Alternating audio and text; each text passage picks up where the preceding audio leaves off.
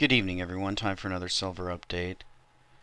This is the 10-minute silver chart provided by netdania.com, and it is crossed over the euro US dollar. And the reason I've done that is I wanted to point out what occurred at the Bernanke release of the statement this morning around 10 a.m. exactly. And it's very interesting because Bernanke came out and hinted at there wouldn't be any QE3. Now, what's interesting about this chart is that you can see the blue arrow pointing at the time of that release, and this blue arrow at the bottom pointing at the volume spike that occurred at that time. So you can see there's a volume spike of over 25,000 contracts, roughly 28,000 contracts, and this is on a 10-minute chart, so that's within 10 minutes. And on my blog, I indicated that it would be, I saw when I added it together roughly in this time frame here, roughly about 25,000 extra contracts than normally trade on a normal day. You can see the last spike we had in volume was during this spike up when that terrible unemployment number was released and there was a expectation of QE3. Now you can see with the release of the Bernanke statement that with the expectation of QE3 being put off, we had this tremendous sell-off on very high volume. My blog article hinted at 25,000 contracts total, which would be 125 million ounces of silver. So that's roughly 20% of the, maybe 15 to 20% of the yearly silver that's mined and sold off in basically 10 minutes. So, but what's even more interesting about this chart than anything else is the fact, and I've gone through a lot of other charts here, but this one is very key, the fact that there was immediate selling in silver and gold as well on the release of that statement, and yet the reaction, you can see this delayed reaction in the euro. The euro really didn't start to sell off until a significant time later, as just kind of drifting down. Now you can see we're on a second leg down here in the after hours, which is significant volume for the after hours. Let's switch it over to the freehand lines. So for the time period of roughly 16 to 20 or so, you can see that for that time frame we're at very high volume compared to previous days. So there is a follow through on that selling after hours. But again, what is so staggering is that if this were news that would strengthen the dollar and weaken the euro, then you would expect the volume sell-off to be in the euro, and you just simply don't see that.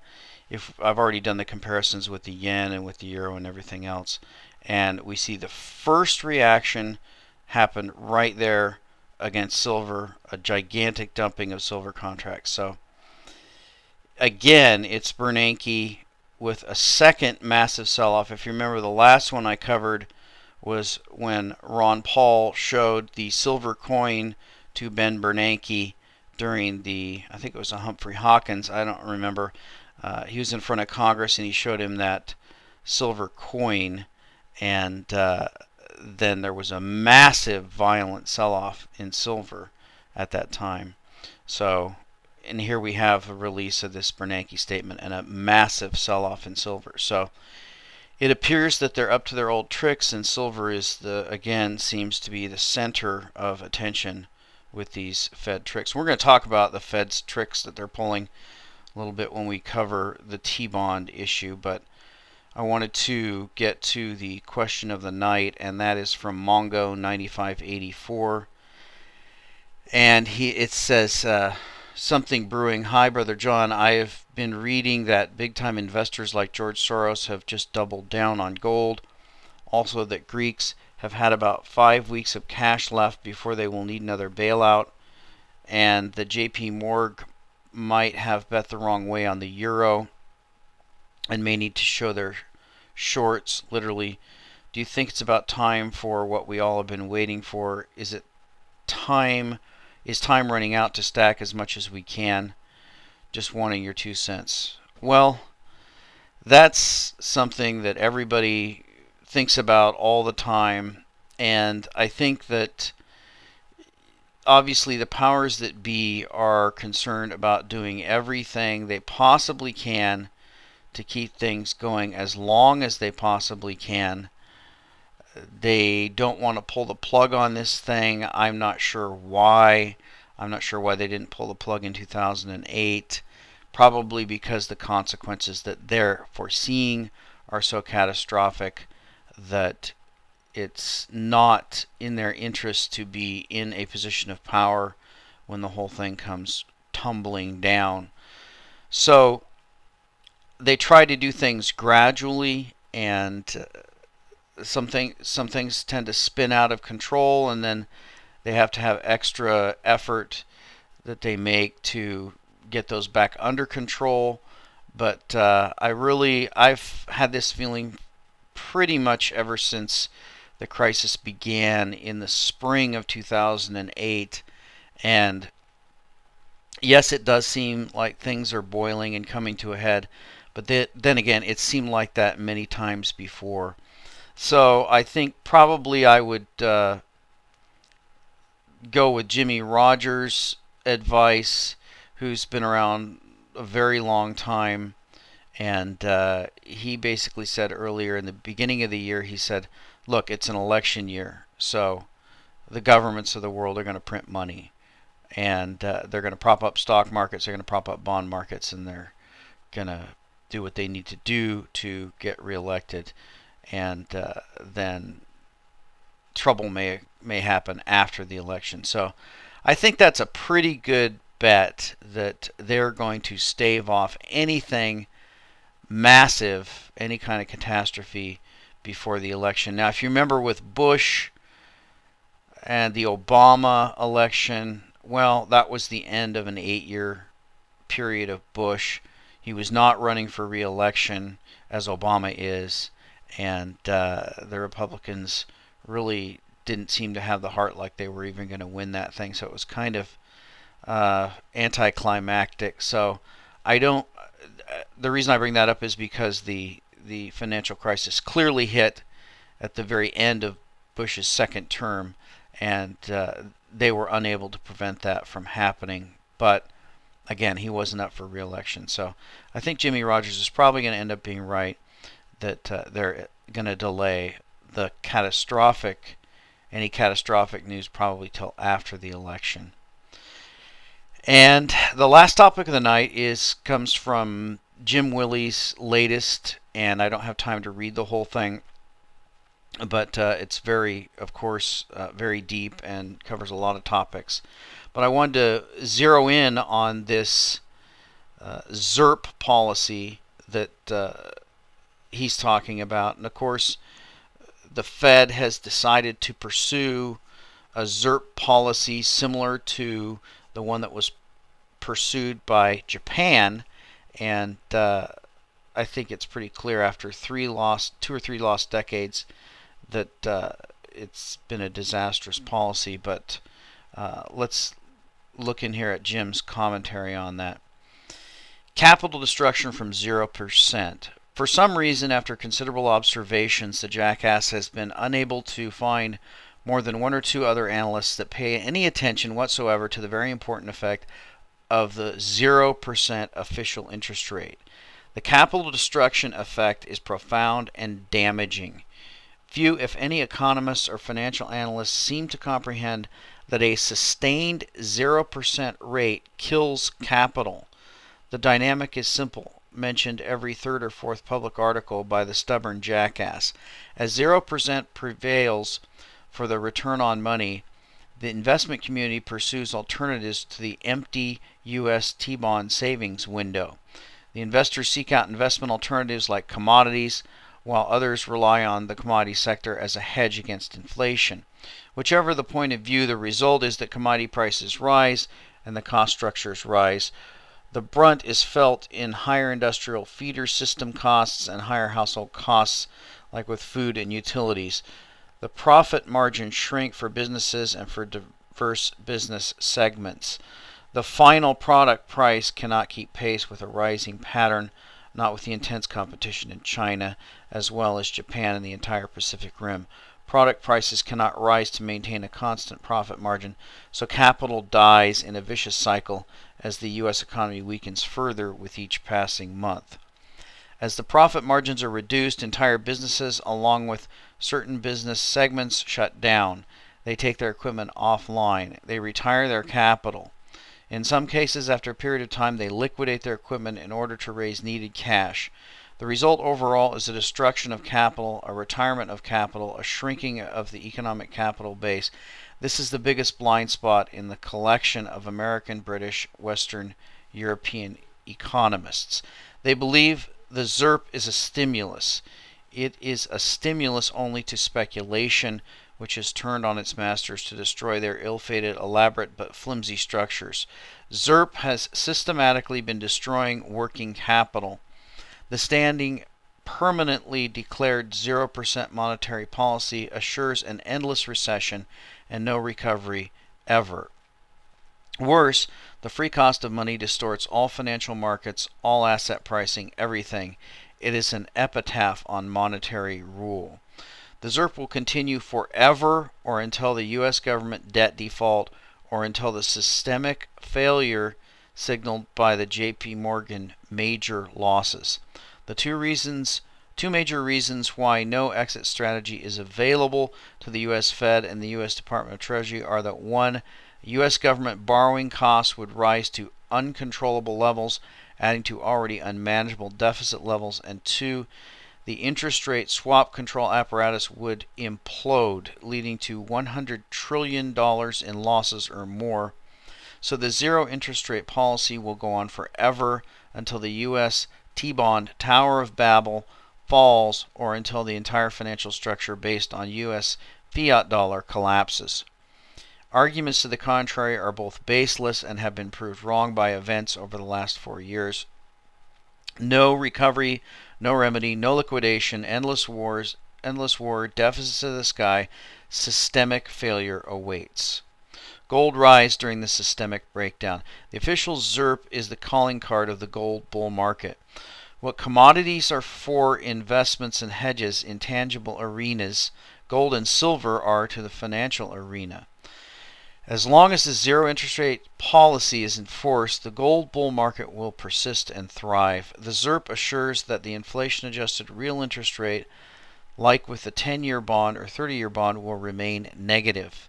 Take the 2.5% yield or 1.5% yield, subtract the actual price inflation of 7 to 9% in order to arrive at negative 6% interest return in real terms. The negative real rate has persisted for over 10 years and assures an ongoing gold bull market. It requires repeating. The official ZIRP is the calling card of the gold bull market. The battles on the ground are more full of intrigue. One should never lose sight of the sinister motive to disrupt nations, to enable overthrow of tyrant leaders, with the side benefit to capture their gold as booty. The raid in Libya of 144 tons, the raid in Greece of 112 tons cannot be dismissed as asterisks when they might have been the primary objective. The Arab Spring saw other gold released from vaulted bases like in Tunisia, a story long forgotten. The capture of gold bullion in movement from political instability occurs on the periphery of the black hole. Almost no central bank gold remains from any major country, as almost none is left in any central bank vault. The Bank of England attracted attention several months ago by sending into circulation very old gold bars, easily identified by markings. Switzerland has a different problem, caught in their own web of deceit and fraud. They have been ransacking private allocated accounts for years. Von Greyers has pointed out how investors wishing to transfer their gold bars find themselves wrestling with bullion bankers who do not any longer have the bars in possession. Proof is the new serial number stamps on the bars, whose dates make liars out of the bullion bankers, since those dates are newer than the accounts. The bars held are a few years younger than the initial investment timeframes. Only the smaller countries seem to have gold, along with Russia and China and India. These small countries are vulnerable and subject to raids. The SPDR Gold Trust will be the final gold victim of the black hole forces. It has been dubbed the central bank of gold bullion bankers. It recently saw a reduction in bar volume equal to the amount that was just increased in the Sprott Gold Fund. The Sprott funds are loaded with integrity, as honest as GLD fund is dishonest and corrupted. As the flight to true safety increases, money in the form of gold bars will fly out of the GLD corrupt corner caves. The hapless, clueless, dumbfounded GLD investors will be holding paper certificates in their empty hands. They will pursue legal avenues replete with lawsuits seeking clawbacks from emptied vaults. In time, the GLD share price will be 20% to 30% below the gold spot price. The proof lies in its price discount relative to spot. Take the GLD quoted price today at 158.9 per share and compare to gold spot price of 16.37 per ounce. Factor in the 10 to 1 ratio and arrive at a hefty 3% discount of GLD to spot gold price. The Sprott funds typically have a notable premium in price since they actually purchase the gold bars. The SPDR Gold Trust relies heavily on paper certificates and permits routine and frequent short raids out of its back door that drag down the share price. My position has been laid out clearly in recent weeks. The biggest factor behind the gold price, with corrupted paper futures discovery aspect, is the Eastern Coalition. Their grand raids have resulted in 5,000 metric tons pulled out of New York, London, Swiss banks, and sent east, principally China, but not exclusively China. Their motivated raids are intended to weaken the Anglo bankers to the point that they are rendered toothless to defend their massive naked short positions. My excellent, reliable gold trader source has pounded the table for over a year that gold cartel is net short over 20,000 tons from improper, illicit, illegal usage of allocated accounts. Their nightmare is only beginning. And I don't have time to continue. I'll just finish with the T-bond analysis. The U.S. T-bonds will benefit from the recession outlook, but talk has already begun in two important messages. First, that strong performance of U.S. T-bonds signals a recession and widespread damage to the U.S. economy, along with even greater U.S. government deficits. Second, that the U.S. T-bonds might be the only successful investment in town. The latter speaks directly to my point of U.S. Treasury bonds sucking all capital, including sales of all asset classes, purchasing the U.S. sovereign bond since it is the supposed safe haven, the only asset that is not losing value. The U.S. T-bonds will fail from their own success as instability enters the base while the Tower of Babel goes higher. Again, the biggest question in my mind is whether the 10-year U.S. bond yield will reach the next important target of 1% before the systemic breakdown. My intermediate target is 1.25% will be achieved, but only after the U.S. economy is recognized by the dumbest people in the room, the U.S. government stat rats. As the U.S. T-bond continues to rally, the gold price will rally alongside it. Eventually, the U.S. T-bonds will be regarded as toxic paper, the cause of the black hole, subject to severe default write-downs in a debt restructure. Then gold will rise without competition, unimpeded by a phony U.S. Treasury safe haven. So that's the Golden Jackass, the most recent one. I did want to show you this one chart here that he cites earlier. I didn't have time to read that, but he does a comparison of the IEF junk bond yield. You can see that that's rising fairly rapidly, and you can see the TLT nominal U.S. Treasury yield is approaching zero. So those are diverging from each other. That fits in with his black hole analysis. So very interesting analysis from Jim Willey. Again, back to the silver chart, you can see we had a very interesting bounce here just as we were speaking. Went all the way down below 28, and we've rallied back to 28, nearly 28.25. So there's a lot of activity going on in silver today and tonight. And again, the big story of the day is the fact that the Bernanke speech was again an opportunity for the silver manipulators to sell a whole bunch of paper silver. And we'll talk to you next time.